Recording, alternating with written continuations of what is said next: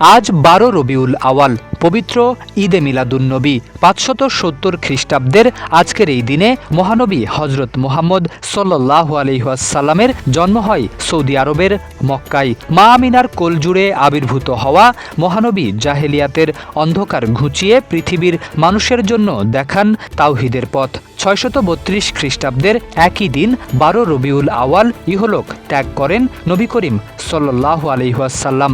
জন্ম ও ওফাতের দিন হিসেবে তাই মুসলিম বিশ্বে দিনটি বিশেষ মর্যাদায় পালিত হয়। ধর্মপ্রাণ মুসলমানরা কুরআন তিলাওয়াত, দুরূদ পাঠ, দান খয়রাত ও নফল ইবাদতের মধ্য দিয়ে দিনটি অতিবাহিত করেন।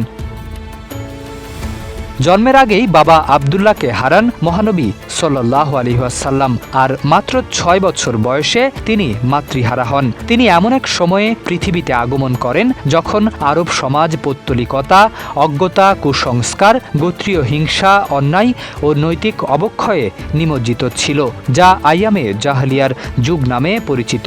মহানবী হজরত মুহাম্মদ সাল্লাল্লাহু আলাইহি ওয়াসাল্লামকে বিশ্বজগতের জন্য রহমতস্বরূপ পাঠিয়েছিলেন সর্বশক্তিমান মহান আল্লাহ।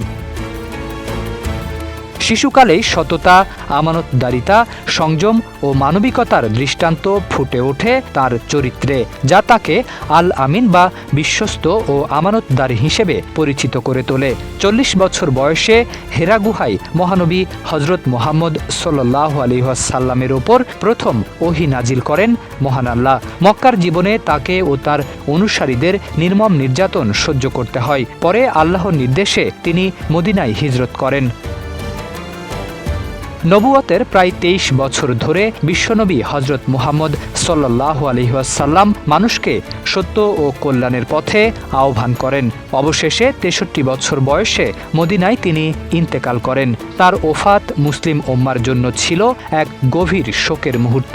যে মানুষটি তার সাহাবীদের কাছে ছিলেন সবচেয়ে প্রিয়, তার পার্থিব জীবনের অবসান তাদের জন্য ছিল অকল্পনীয় বেদনার। মহানবী সাল্লাল্লাহু আলাইহি ওয়াসাল্লাম মানুষকে এক আল্লাহর ইবাদতের দিকে আহ্বান করেছেন। অন্যায়, জুলুম, শোষণ, মিথ্যা ও বৈষম্য পরিহারের শিক্ষা দিয়েছেন। তার আহ্বানের মূল কথা ছিল তাওহীদ, ন্যায়, দয়া, মানবিক মর্যাদা ও নৈতিকতার প্রতিষ্ঠা। শরীফ উদ্দিন, ইত্তেফাক নিউজ।